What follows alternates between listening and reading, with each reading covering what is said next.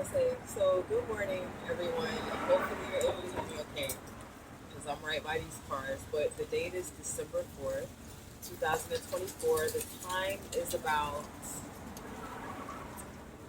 I was like, what is it, 8, around 8 a.m. or something like that. So the sun is just now coming out. Um, as can be seen from my mitts, it is cold. You know what I'm saying?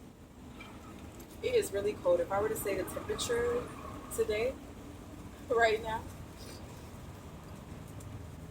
I would think it was like between 33 and like 35 degrees or something like that. So it's very cold. Um, but I'm out today. Again, it's Sunday, which is always a special day for me to start off this particular way. And I'm here to bring a video that I had already promised about Six the Goddess. Now, when I pause, you already know why.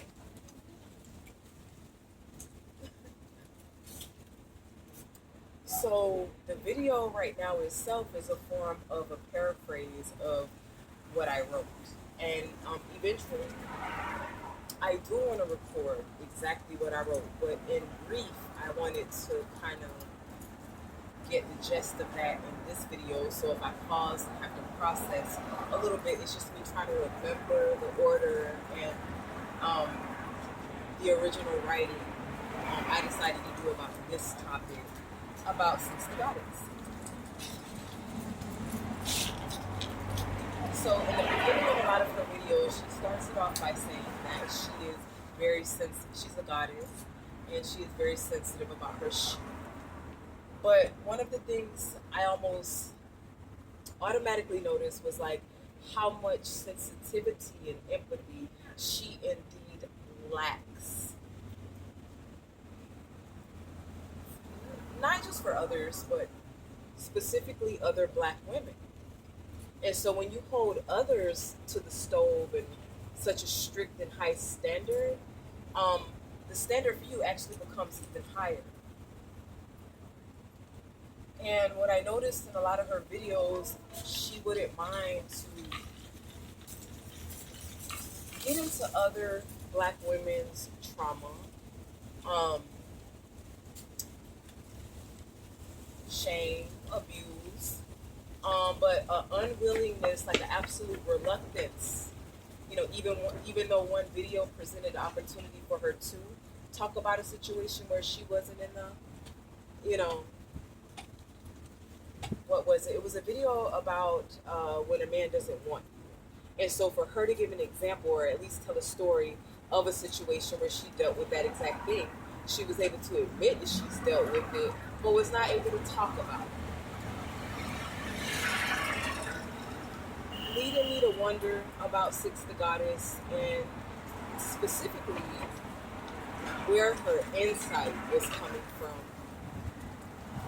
although directed toward predominantly black women.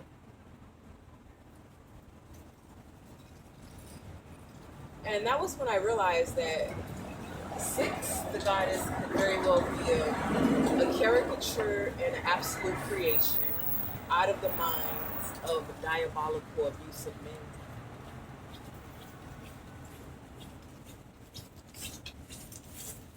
And she could be the top shelf, top of the line pick.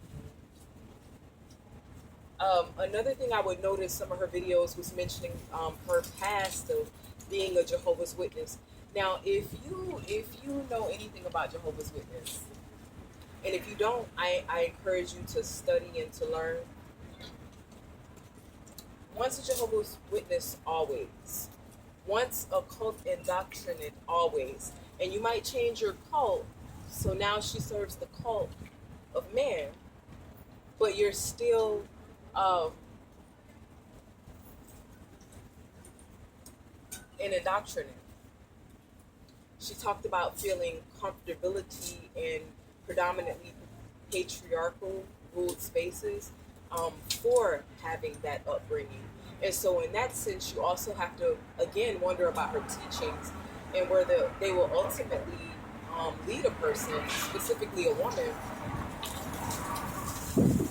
Could that be possibly further into enslavement and bondage.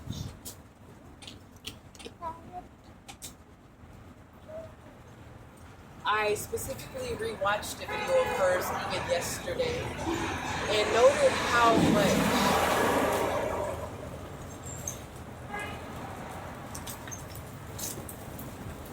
women like Six the Goddess seem to live and breathe and eat validation from men and are in a constant competition with other women,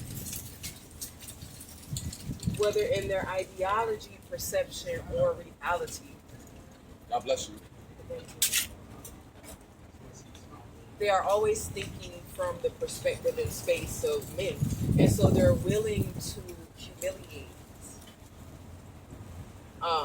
put up on a chopping block another sister in her greatest vulnerable moment and make a mockery of that. We see a real sister would never do that. And to mention sister, that was the tone that the channel initially took on, like hard wisdom, given with a soft touch, and from like a big sister space. But it's a thin line between that and being mean spirited and a mean girl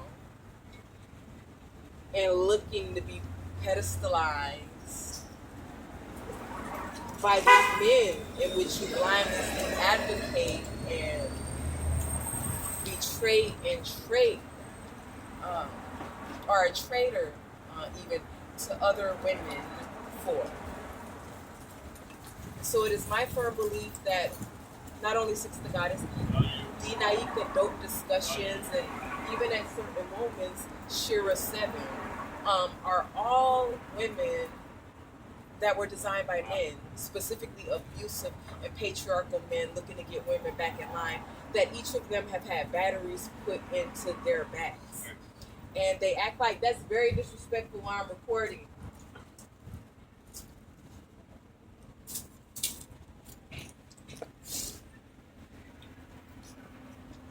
Almost like their divine purpose is to get black women back in line. I feel like there's a special place in hell for women like that. Like they figured out the whole of life because they figured out marriage, relationships, or how to be with a man.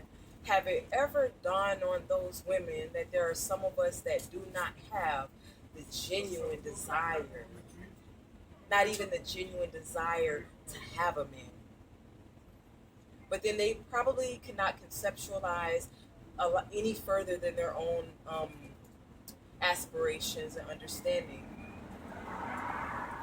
That there are different women for different, at different phases and stages of life, and different things that it can take to satiate and fulfill us in life when we are not a monolith.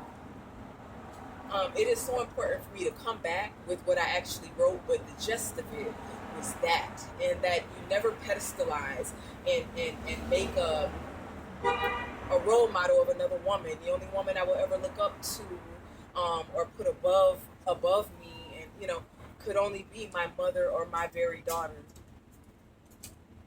To see is better than me, or more beautiful than me, or more brilliant than me. We have to follow our inner truths and dialogues, and so long as we are doing that and we are right with ourselves and God, we are in our divine purpose.